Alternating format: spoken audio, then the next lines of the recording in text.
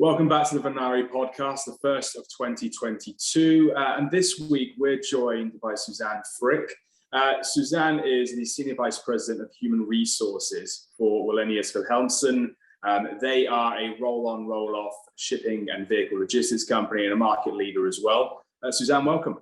Thank you. Thank you for having me this morning. No, thank you for being part of this topic. And it's a very pertinent one as well, because we're discussing the Great Resignation, what it is, the knock-on effects we're experiencing globally, and also what businesses can do to really overcome this as well. So Suzanne, we've seen the articles and some of the stats related to this. I think one was saying 33 million Americans have quit their jobs since the spring of 2021.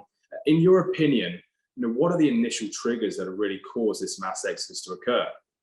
Yeah, it's true. And just to cover it, I mean, whether it's been referenced as the Great Resignation or the Great Reshuffle, they're both referring to the same thing and then the same issue. And what we're seeing is nearly every industry or job type have had this rapidly evolving expectation from the worker about the role work plays in their lives. And historically, people professionals would have spoken about work-life balance. But that phrase no really longer captures what people and employees are expecting from the employer.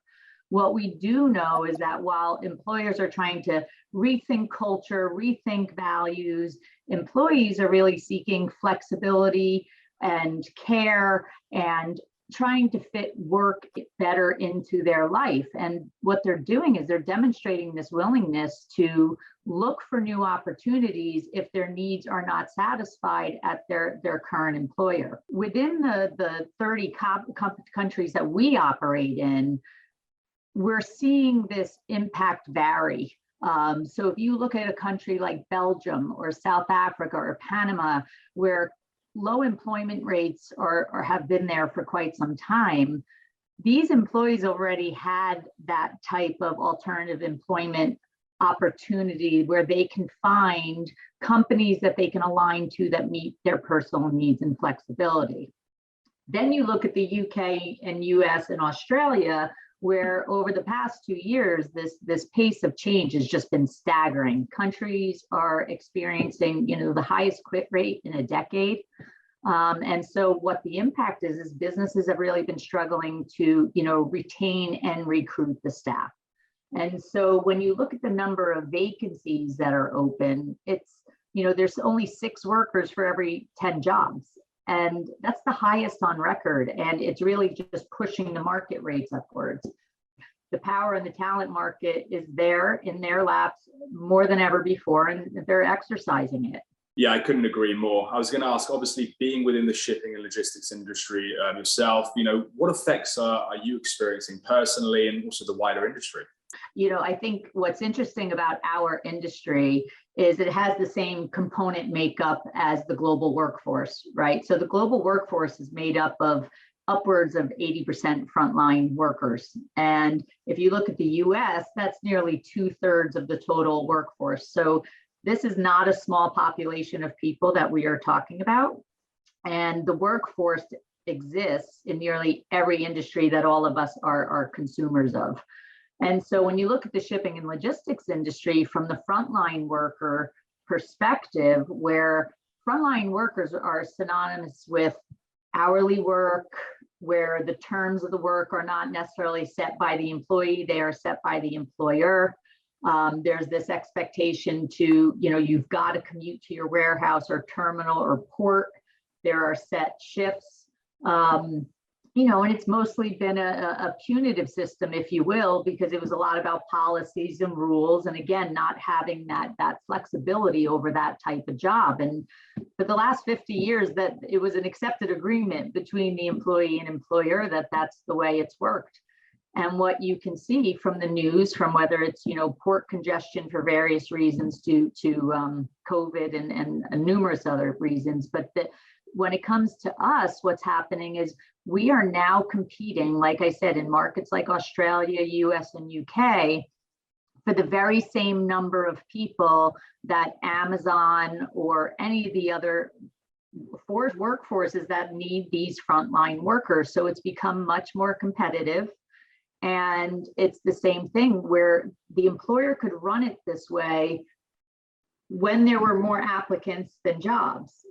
But that is no longer the case. So we're in this situation with whatever's causing it, right? Immigration policies, retirement, compensation, and benefits.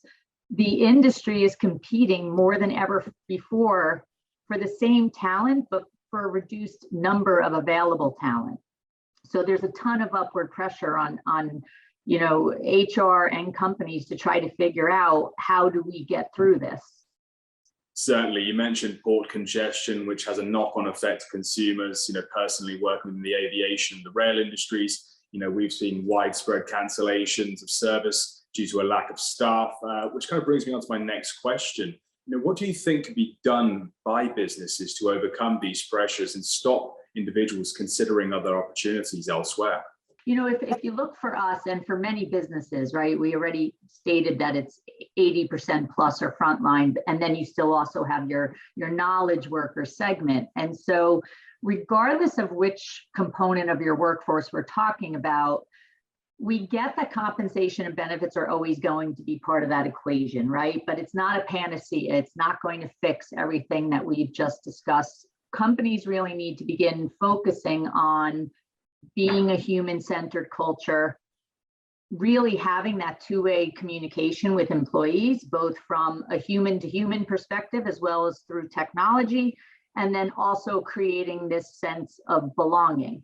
And you can take it where there are, companies who like Amazon, for instance, who can pay an extraordinarily high hourly wage, but then you're also subjected to, this culture that goes on at Amazon. So, there's got to be more to it than just the dollar. And this is the way that companies are going to wind up getting through this. So if knowledge workers, it almost becomes the easier part to fix, because you can do flexible schedules. You can come up with hybrid working environments. It's got to be part of the value proposition and the employee experience. You've got countries like UK trialing 4-day work week. So there's this whole set of solutions that we could try to put in place for knowledge workers. And then when you get to the frontline workers, I think companies are now only beginning to realize that every industry that has frontline workers, this is who your customers see first. It's who they're meeting first.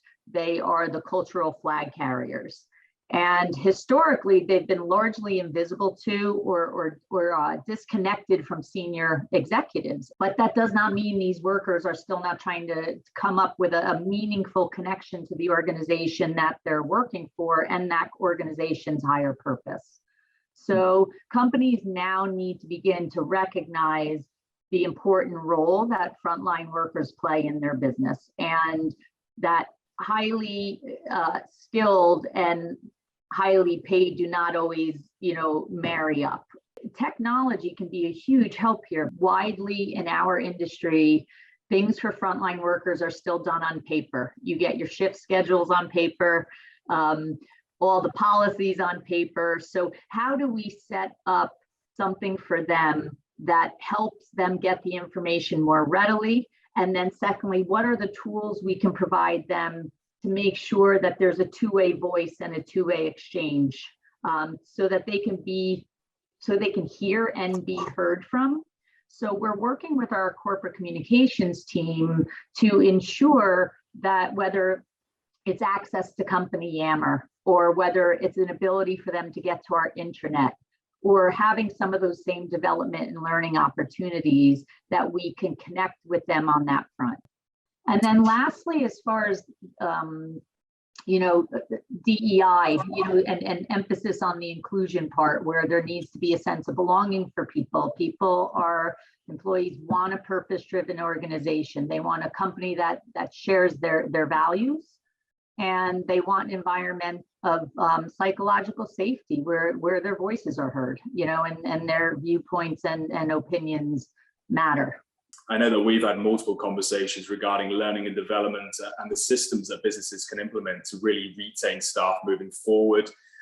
So yeah, I couldn't agree more. And look, thank you very much for the points you've made. It's been great discussing this topic with you, and thank you again for sharing your insights.